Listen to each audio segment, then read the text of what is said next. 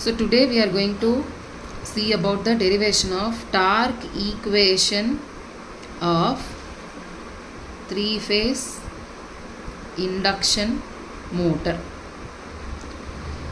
So first, to derive the torque equation of three-phase induction motor, we need to know about the parameters. So first of all, the driving force for the torque, which is represented as phi. So this phi, which is responsible for producing the rotor induced EMF. So after that, whenever we get the phi which is induced inside the rotor, then definitely we will be getting a component which is called current. So I2R is the current, the magnitude of the rotor current at running condition. So now if we consider these two parameters, induction motor will operate at a power factor of lagging power factor. So combined together, considering this phi and also I2 and I2R and cos phi, we will be writing the torque equation as torque directly proportional to phi into I2R into cos 2 phi R. So this is the first equation we are considering. So now if we consider this phi, that means the flux which is responsible because of the EMF E1. So phi will induce the EMF E1. So E1, how we are getting inside the machine based upon the supply voltage that we are giving to the induction motor. So phi, which is directly proportional to E1, this is the second assumption we are considering. This is considered as the second assumption. So now we need to know about the K value. So for that we are considering the stator to rotor turns ratio. So in the stator, the EMF induced, which is represented as E1. In the rotor, the EMF induced, which is represented as E2. So E2 by E1, which is given as K. So from this we can rewrite this equation as E2, which is equal to K into E1. So E2 now, which is directly proportional to E1. If we remove the proportionality constant, we can come to the third conclusion that E2 directly proportional to E1. So based upon the E1 only, we will be getting E2. E1 is in stator and E2 is in rotor. So now from the second and also third equation, we are going to conclude that E2 is also responsible based upon the flux value.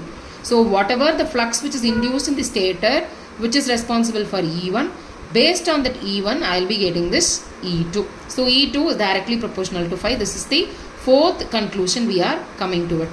So now if we substitute the fourth equation in the first proportionality equation, so we will be getting torque directly proportional to, instead of phi we are substituting E2, I2R and cos phi 2R. So now if we remove the proportionality, we will be getting a constant value that is given as stator to rotor turns ratio T, which is equal to K into E2 into I2R into cos phi 2R.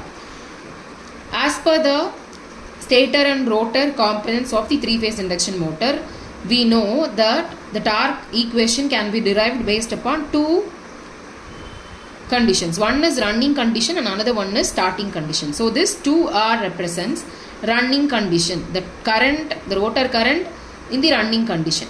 So I2R, which is given by S into E2 into divided by root of R2 squared plus S2 squared X2 squared, S2 X2 the whole square. Similarly, cos phi 2R, which is given by R2 divided by root of R2 squared plus S squared X2 squared. So now we are considering this as 6 and 7 and we are substituting in the fifth equation. So we will be getting T, which is equal to K into E2 into S E2 by R2 squared plus S squared X2 squared from I2R. Similarly, R2 by R2 squared plus S squared X2 squared from cos phi 2R. So these are the final substitutions we get in the fifth equation while we are considering this 6 and 4. So now if we substitute those equation, I will be getting T, which is equal to K into S into E2 squared into R2 divided by R2 squared plus S squared X2 squared. So this is the final torque equation we are getting under running condition. So while the three-phase induction motor is running, we will be getting the torque equation at torque, which is equal to K into SE2 squared into R2 divided by R2 squared plus S2 X2 squared.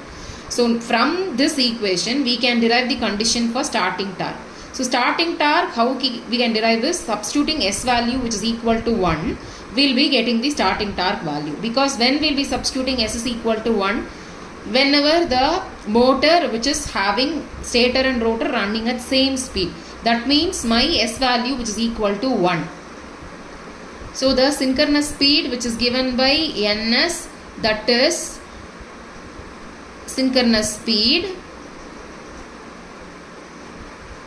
So slip in the three-phase induction motor which is given by the formula ns minus nr by ns. So whenever my nr is equal to 0, I will be getting ns by ns which is equal to 1. That means my slip is equal to 1. This slip condition we are considering here, and we are substituting torque which is equal to k into E2 squared into R2 divided by R2 squared plus X2 squared. This is the torque equation we will be getting during the starting condition, and this is the torque equation we will be getting during the running condition. Thank you.